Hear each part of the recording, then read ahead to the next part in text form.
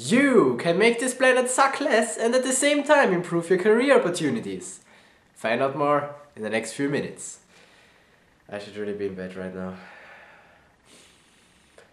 But I want to make this video. There are several non-profit organizations on this planet which can decrease world suck. And what they need in order to do that is money, obviously. To pay for schooling, traveling, equipment, administration, etc. So what they need is donors. You can donate once, or even better, a monthly amount. For instance, if you were to become a member of the Austrian environmental organization Global 2000, you would have to fill out such a form.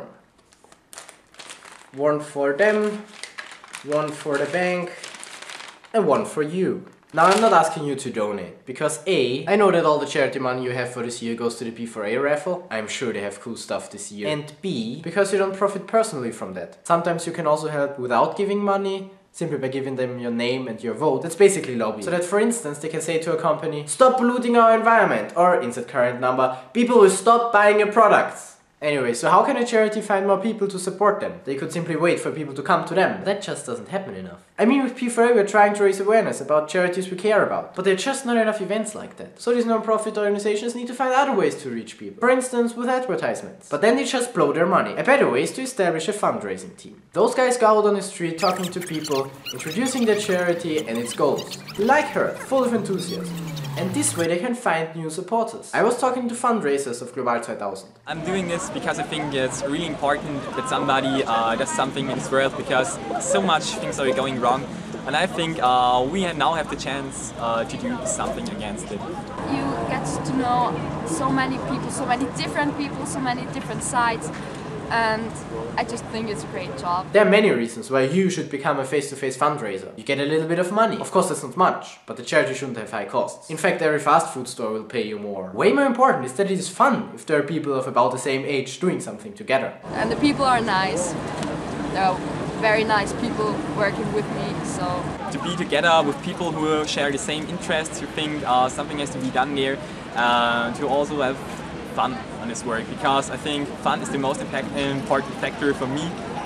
I love this job. And you improve your social skills, because you have to talk to a lot of people. You get better in communication, you get better in the way you express yourself, you skill yourself up. And usually you get some kind of schooling too. We really learned how to make people stand there and just listen to you. And this skill, if you know how to make people listen to you, can be really helpful for your career. Because humans are social beings. And you need to talk to people all the time. Even a software developer who sits in his dark room all the time needs to talk to customers or his boss. And if you can negotiate a few dollars more in your salary, that's not bad, is it? Of course you need to have expertise in the field you're working in.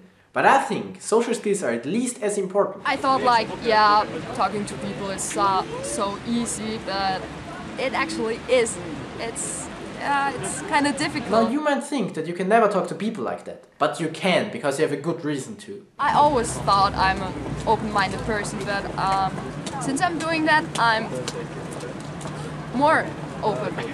Yeah. I even talked to the guy who coordinates the fundraising for Global 2000 here in Graz. I'm responsible for the face-to-face fundraising campaign in Graz in Austria. My job is being there for the guys who are outside, to be with them outside. And he said it doesn't take much to become a fundraiser. In Austria, and for our campaign you have to be 16. And for me, mainly important is the motivation and the enthusiasm. If you think you can do this and you're old enough, then you can do it. You can do it as a side job and work in the evenings after school, or whatever else you're doing primarily. I'm a student at the moment. Many organizations have fundraisers like Global 2000 has. Now you just need to find one in your country which you think is worth supporting. Then apply for the job and help the environment and your career.